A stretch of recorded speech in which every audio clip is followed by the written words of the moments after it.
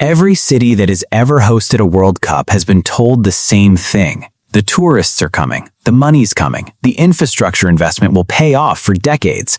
And every single time, the data tells a different story about who actually ends up holding the bill. The 2026 World Cup just wrapped across 11 American cities. The official numbers sound extraordinary. Over $5 billion in projected tourism spending, record hotel occupancy, packed stadiums, a month of highlight reels and economic optimism running on every local news channel in the country. You're sitting somewhere right now and that number means nothing to you because your rent didn't go down, your grocery bill didn't shift. If anything, the 6 weeks while the matches were in your city felt louder and more expensive. And now it's quiet again, but the prices didn't come back down with the noise. This is the part nobody explains while the flags are still flying. What happens to an economy the day after a party it borrowed money to throw? Let's actually look at the mechanics of what just happened to American cities, because the pattern is documented and it's specific, and it's coming for the middle class in a way that won't announce itself clearly on any front page. When a city hosts a World Cup match, it spends years preparing. New or renovated stadiums, transit upgrades, hotels, security infrastructure, signage, marketing, logistics. The spending is real and it happens in advance, which means it's funded by municipal debt, by tax incentives stripped away from other programs, by redirected budgets that were originally pointed somewhere else. Los Angeles committed over $1 billion in public infrastructure tied to its match hosting. New York and New Jersey, same story. Dallas, Atlanta, Miami, each one made commitments that will take years to show up on property tax bills and transit budgets and the quiet line items that fund schools and roads and public services. The argument for all of this is that the return justifies the investment. Tourists come, they spend. That spending circulates through the local economy. Tax revenue increases. The city comes out ahead. Here's what the data from previous tournaments actually shows. South Africa 2010, Brazil 2014, Russia 2018, Qatar 2022. Every one of those host nations received the same projections. Every one experienced something economists now have a name for, the post-event demand cliff. Tourism spikes sharply before and during the event, then falls to below pre-event levels for 1 to 3 years afterward. The visitors who came for the World Cup aren't coming back next summer. The hotels that charged $400 a night in June are charging $90 in September and struggling to fill rooms. And the stadiums. This is the piece that tends to get buried while the closing ceremony is still playing. Brazil spent nearly $4 billion building and renovating 12 stadiums for 2014. Several of those stadiums, built in cities without professional soccer infrastructure to sustain them, are now operating at catastrophic losses, costing local governments millions annually just to maintain. They became what economists call white elephants, enormous, expensive assets generating almost no return on the public investment that created them. The American version of this is more complicated because many of the stadiums used in 2026 already existed, but the infrastructure spending around them, the transit, the security upgrades, the public space renovations, that's real, it's borrowed, and somebody eventually pays for it. My name's Peter, and if you want to understand how major event economics actually land on the household level, not the press release version, the real one, hit subscribe, because what comes next is the part that connects the stadium in Dallas to your paycheck in a way that isn't obvious until it's already happening. Most people think post-event economic decline means something dramatic, a crash, a headline, a clear moment where someone announces that things got worse.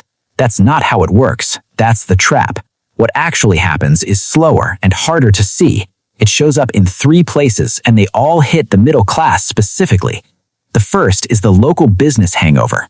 When a major tournament comes to a city, businesses calibrate for the volume. Restaurants hire extra staff, hotels expand services, short-term rental owners flood the market with available units. Supply increases dramatically to meet the temporary demand spike. Then, the demand disappears overnight. The staff still needs to be paid until contracts end. The inventory that was ordered sits. The short-term rental owners, who shifted their properties away from long-term tenants to chase World Cup premiums, now face a market that's oversupplied with short-term inventory and undersupplied with affordable long-term housing. That last part is worth sitting with for a second. Cities like Dallas, Miami, and Atlanta were already dealing with housing affordability pressure before a single match was played. the World Cup created a financial incentive for property owners to convert long-term rental units into short-term tourist accommodation. Some of those conversions are permanent. The tenants who were displaced don't necessarily get their apartments back when the tournament ends. The supply of affordable housing doesn't automatically return to where it was. The second mechanism is the municipal budget squeeze. The debt taken on for infrastructure has to be serviced. The costs of hosting, security, logistics, public services were higher than projected in almost every previous host city. That gap doesn't disappear. It gets covered by the same municipal budgets that fund transit, public health, libraries, and the maintenance of roads in neighborhoods that weren't anywhere near a World Cup venue. This is how a football tournament in downtown Miami eventually affects a teacher's salary in Hialeah. Not directly, not obviously, through a budget process that nobody watches closely enough until the cuts are already announced. The third mechanism is the inflation tail. Prices that rise during a major event don't always fall back to their starting point. If a restaurant raised menu prices in June to capture tourist spending, some of those prices stay elevated into the fall. If a landlord raised rent to profit from match-day tourism, the lease cycle may lock that increase in permanently. The inflation that accompanied the event isn't temporary, the way the tourists were. So here's what this actually looks like at the household level in real numbers for someone making $62,000 a year in one of the host cities. Your take-home after taxes is roughly $4,100 monthly. Before the World Cup, your rent was $1,580. During the event, if you were on a lease, you were protected. If your lease renewed in the past 6 months, you may have renewed into a market that was pricing the upcoming tournament premium into long-term rates. That's a real documented pattern from prior host cities. Landlords anticipate the demand spike and adjust annual pricing upward in the lead-up. Your food costs went up during the event. That's straightforward supply and demand. Restaurants near venues were charging premium pricing. Even grocery stores in high-traffic areas saw temporary price increases. Some of that normalizes, some of it doesn't, because supplier contracts and staffing costs adjusted upward and don't fully reverse. Your commute got harder and in many cases more expensive. Transit systems in host cities invested in capacity for the event period. That investment was partially debt-funded. The maintenance cost of that expanded infrastructure doesn't disappear when the last train full of fans goes home. None of these are catastrophic in isolation. That's what makes them hard to see, but they layer. And they layer specifically onto the household that was already tight before the first match kicked off. So how do you actually navigate an economy going through a post-event contraction without the mainstream narrative even acknowledging that's what's happening? The people who come out of this period intact aren't the ones who saw it on a headline and panicked. They're the ones who understood the pattern early enough to adjust their exposure before the adjustment became forced. The first thing they recognize is that the housing market in host cities is likely to have a correction window, not a crash, a softening. Short-term rental supply that flooded the market during the tournament doesn't all disappear cleanly. Some of it sits. If you're in a position where you've been waiting for a slightly less aggressive rental market to find a longer-term lease with better terms, the 6 to 18 months following a major event historically offer that window. Landlords who over-converted to short-term and are now sitting on vacancies become negotiable in a way they weren't when the market was at peak pressure. The second thing they recognize is that their own financial exposure to service sector volatility matters. If you work in hospitality, tourism-adjacent retail, or any business that saw revenue spike significantly during the event period, you're now facing a normalization. Revenue is going to fall. It has to. The question is whether your employer modeled for that, or whether they staffed and contracted as if the tournament-level volume was the new baseline. Most didn't model for it correctly. Most never do.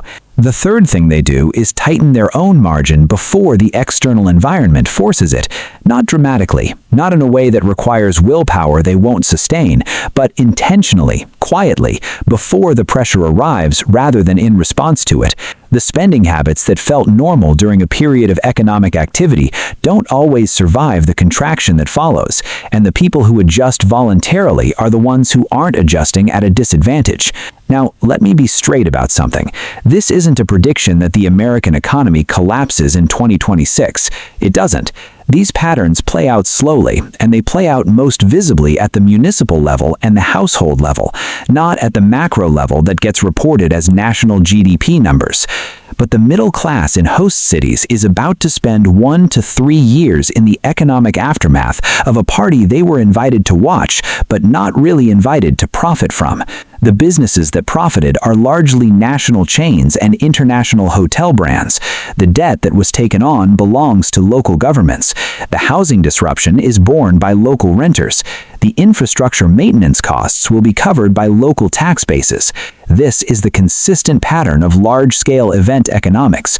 The gains go up, the costs stay local, and the people most exposed to the costs are the ones who were already watching their margins before any of this began. The World Cup was real, the economic activity was real, and the hangover is also real, and it's going to land on the same kitchen tables where the math was already tight before the flags went up. The question isn't whether you believe the official economic projections. The question is whether you've adjusted your own financial exposure for the reality those projections tend to leave out. The stadiums are quiet now. The tourists went home. The debt didn't go with them.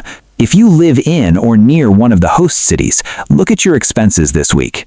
Drop the name of your city and the one specific bill that hasn't gone back down in the comments. Let's map out what this hangover actually looks like on the ground.